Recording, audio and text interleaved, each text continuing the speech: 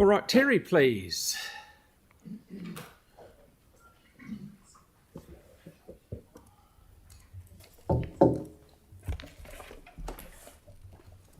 Good afternoon. My name is Terry Foot. I'd like to introduce Bishop Michael Geelan. He's going to start our presentation today. Thank you. Tēnā koutou katoa, ko Piopa Makaere a hau, ko Hahi Katorika, i ngā manga, i ngā reo, i ngā iwi o te ototahi. Tēnā koutou, tēnā tātou katoa. So yes, Michael Geelan, the Bishop of Christchurch, for my sins. It's my great privilege to be the bishop here in this beautiful part of the world. To our mayor, to our councillors, thank you very much for the way that you serve us. I now know what it's like to serve in a large community and to keep some of the people happy some of the times, but never all of the people happy all of the time. And I know how challenging that is. I was recently in Rome presenting our plan for our diocese and asking them to assist us with the many challenges. We have 5 new churches to build, a new cathedral, our 14 churches that were knocked down, replacing them and working towards that, answering some of the challenges that they've been receiving. Ironically, they said, get on with it. You might understand, ironically, Rome never moves fast, but they said to me, get on with it. And that's what we've been trying to do. We love this city. I've come here for 3 years now, and I've been incredibly impressed by what the council has done, what we have done for our city, how we responded to this incredible challenge. I have to say, 14 years ago when the earthquake first hit, I was a parish priest in Mount Maunganui, and I thought, how can I help? So we took a collection. For the first time in my life and the last time in my life, the collection was overflowing. And we sent many thousands down, we sent a car down, and we adopted one of the parishes to look after the people who were in need there. Never did I see that I'd have the possibility of coming here. We want to be good citizens. We educate over 5,000 students within the city limits through our 5 secondary schools and our 14 primary schools. And we now have a great responsibility to do what Rome's charged us with doing, and that's to replace our magnificent and sadly lost cathedral. And that's what we want to do. We want to build something that we will all be proud of, where everyone will be welcome, and it's going to take everything that we are made of. And so we're hoping that you will assist us in a small way towards that. We're not going to ask you for a donation towards the city. We understand, towards the cathedral. The city we will, but not towards the cathedral. We understand the challenges that you face currently. We will take responsibility for that ourselves, but we do want some assistance with the other responsibilities that we have.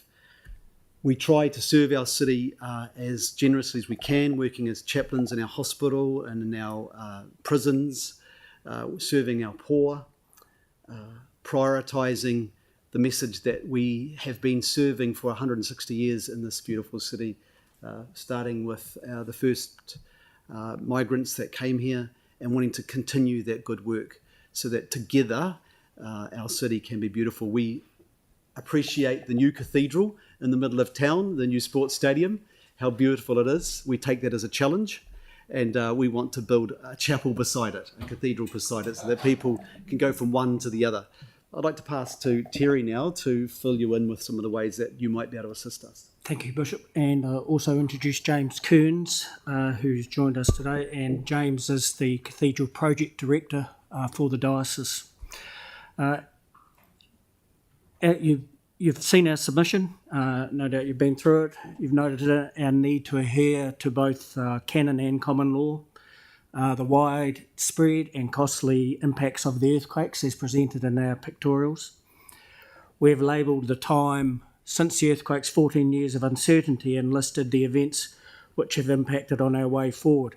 So we believe the 10-year time frame for existing demand credits is not practical for the Catholic Diocese. Our cathedral rebuild is underway. It's a costly exercise. It involves a significant amount of fundraising. And we also have our land in the central city, which we're seeking advice from commercial real estate firms as to the future for that land. We've provided pictorials here, just not only for the central city, but this is, for example, Vegas Road, Papanui. And down on here, there was a church. You see the pointer there. The Catholic Church is gone, the presbytery, and that's what it looks like now. But you can also see up at the top, the not depicted in this picture, but the new Marian College, which I'm sure many of you have been to and must have been very impressed with what's been able to be built out of a warehouse, the toll logistics warehouse. As Bishop Michael said, our focus is very strongly on the young people of Christchurch. This is in Gloucester Street, the Te Rangimaria Māori mission, established in the 1960s. Next door to it, on the left-hand side, as you look at it, were flats which have been destroyed or had to be demolished after the earthquakes. We're looking to be able to still use the reserve contributions that were available there. That's how it's looking now. This is the Central City site, Barbados Street, and the beautiful cathedral that was there, which is now gone, sitting there, the beautiful cathedral which is gone, and also into town, the large block bordered by Colombo, Armour and Oxford Terrace and Manchester Street, which is now been redeveloped temporarily into providing well-needed car parks. And we've also working on the PwC site, or the former PwC site. You will appreciate the issues that we have had with the seagulls, but Doc tells us that we have done a very good job with those. So we wish to note our preferred options, so allow the Pacific exemptions for not-for-profit organisations where circumstances warrant it, provide an indefinite life of existing demand credits, or extend the credits to 20 years. Our consultants have advised us, for example, on Barbados Street alone, that the changes in the contribution rates, water supply would be 36,000, stormwater and flood 131,000, wastewater 77,000. So just 4 elements would total over $250,000 additional costs for the diocese in the cathedral rebuild. And that's another $250,000 which must be raised. So this is why we have made the submission we have. And as Bishop has said, we thank you for the work that the councillors and council staff have done over the last 14 years. And I'm sure Bishop Michael will preach a stirring sermon in the new cathedral prior to the Crusaders or whoever taking on the opposition at Te Kaha Stadium. Thank you very much. Thank you. Christian, we have Kelly first and then Sarah. Thank you for your presentation, gentlemen. Just in terms of timelines, you have 10 years to rebuild the earthquakes from the rebuild the cathedral from the time of the earthquakes. How realistic would that have been, and why wouldn't it have been built inside those 10 years? We've had, unfortunately, one of our bishops passed away early on. Bishop Barry, you might remember, Bishop Barry Jones, who was working closely with Bishop Victoria.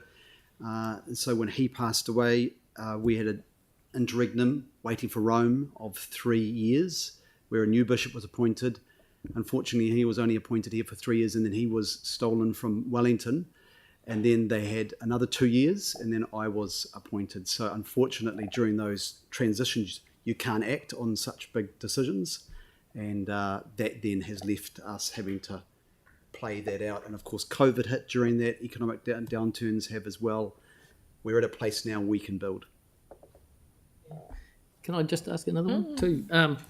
I've heard some people say that St Mary's Pro-Cathedral in Manchester Street, why don't you use that as a cathedral as such? What's the long-term future for that? So we've had detailed plans done on all the sites. We're told that the pro-cathedral has concrete cancer, and it would possibly cost more to refurbish it, to extend it, than to build a new one. So it seemed to answer its own questions there. Thank you. Sarah, please. Thanks so much. So with the credits currently expired on the Barbados Street frontage and the extra $250,000 it would cost now, are the plans for a similar scale and the use of services to the old cathedral and ancillary buildings? So you wouldn't be larger, if you like, than the old one. So if the DC credits were available, would that kind of cover it? Yeah, I guess I'm asking. Those numbers are based on a 3,000 metre square building, and we believe that would be acceptable or adequate. Yeah. So no sort of bigger than the previous one. No additional use of services, if you like, to the old cathedral site. We are looking to put a parish office on there as well, which Yeah. wasn't there previously. Okay, so it could be like a small additional amount, but Yep. but it's the key credits for the whole site that's Yes. important. Yep. Okay, thanks.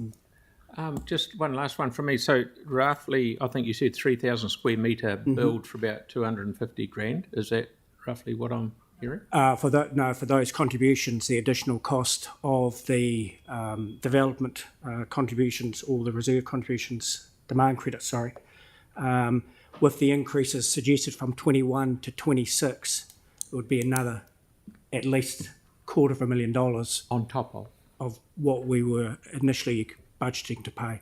Okay, no, that's fine. That answers my question. Thank you very much. Should I just make one last statement? Certainly. My sister came to me recently and she said, how much will the Vatican be giving you to help build this? Because they're apparently so rich. I said, we give the Vatican money to help them survive. So they won't be giving us anything. Good on you. Thank you very much. Good to see you.